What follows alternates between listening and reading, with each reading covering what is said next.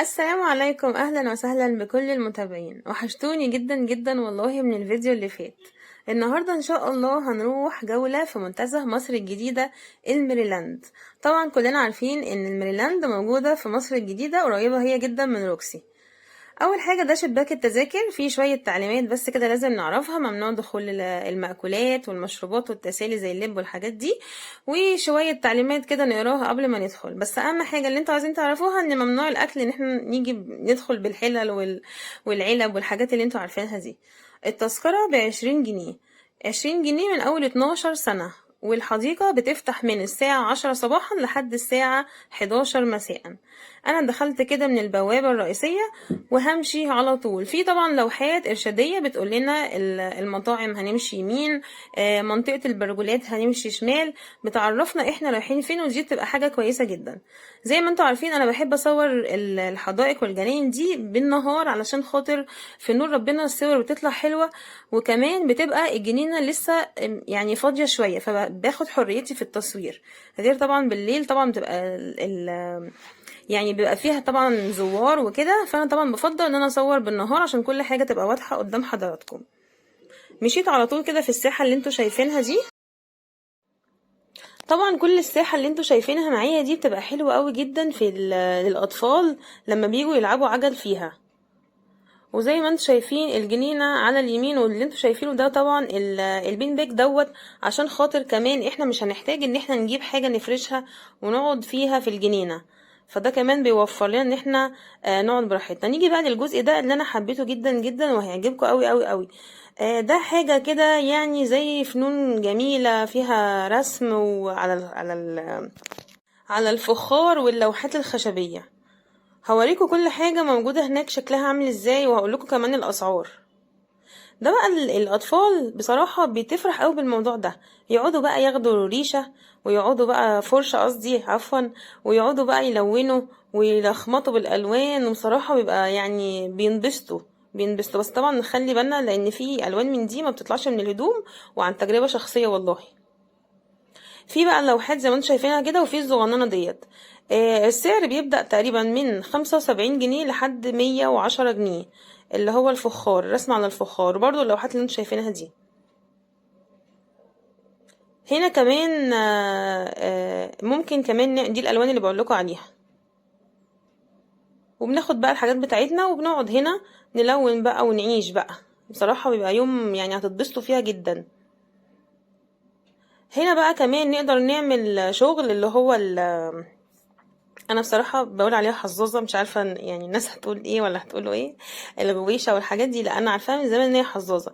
ممكن بقى نكتب اسامينا بالحروف، نعمل عندهم اشكال كتيره جدا واشكال حلوه. وسعرها مش غالي برضو، يعني تقريبا 35 في الرينج دوت. وممكن نعمل عقد، والبنت بتورينا كل الاشكال اللي عندها، وهي حتى كمان عامله منها ولابساها في ايديها لو خدتوا بالكم. في بقى كل الاحجار اللي انتوا شايفينها ديت، وفي الوان كتير جدا. زي ما انتوا عايزين تقدروا نفنن ونعمل الشكل اللي يعجبنا اللي احنا عايزين نعمله. وفي الابيض اللولي ده حلو قوي برضو. ودي بقى كل الحروف اللي انا بقولكوا عليها، اللي احنا نقدر نكتب عليها اسامينا يعني.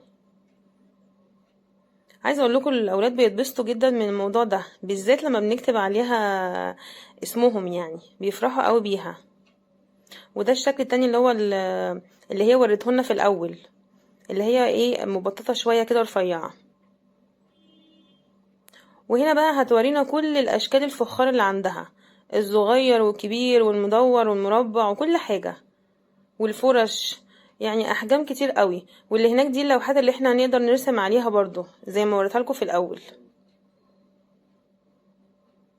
بصراحة جنينة الميريلاند يعني بصراحة ما كنتش متخيلة ان هي يعني اتغيرت كده عن زمان. يعني اعرفها من زمان ايام ما كنا بنعدي بالمترو عبد العزيز فهمي لو عارفينه يعني.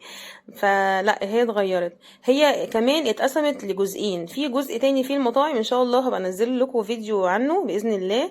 وده الجزء التاني اللي هو خاص بالايه بالحديقة يعني.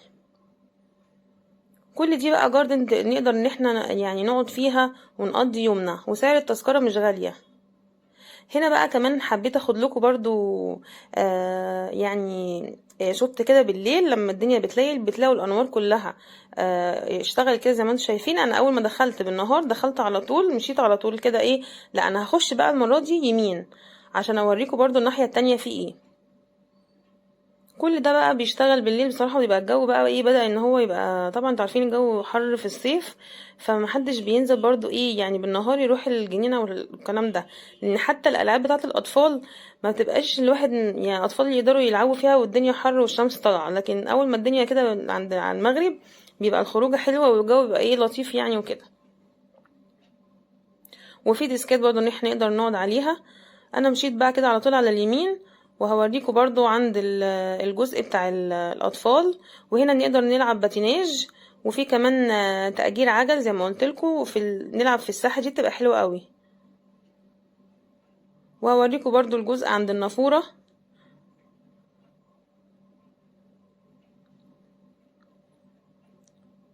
زي ما انتوا شايفين كده. هي بصراحة حلوة تستاهل التجربة، يعني هتتبسطوا ان شاء الله،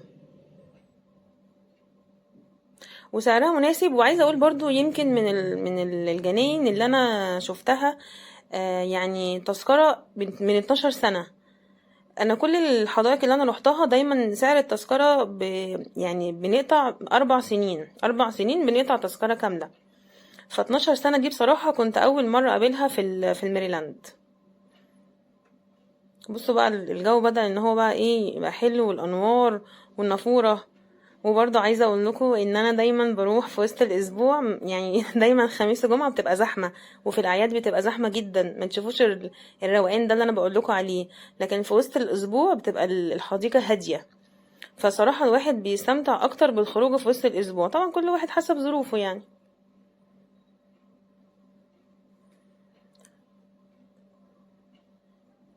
بعد كده بقى هروح على الجزء الخاص بالاطفال،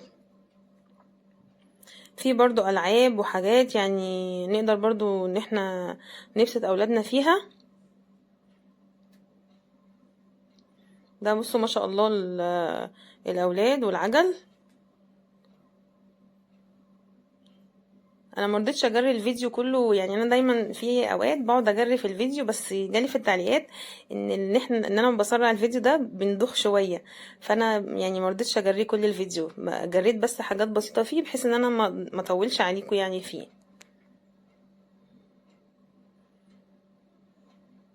هنا بقى الجزء الخاص بالكيدز اريا زي ما انتم شايفين كده، وهناك كمان. يا رب تكون الفيديو النهاردة عجبكم واتبسطتوا من جولة النهاردة، وان شاء الله بإذن الله هحاول انزل لكم بقية الجزء التاني اللي فيه المطاعم، واشوفكم في فيديو جديد، والسلام عليكم. قبل ما اقول السلام عليكم، دي كمان اجزاء كده من الفخار ممكن برضو بيرسموا عليهم. السلام عليكم.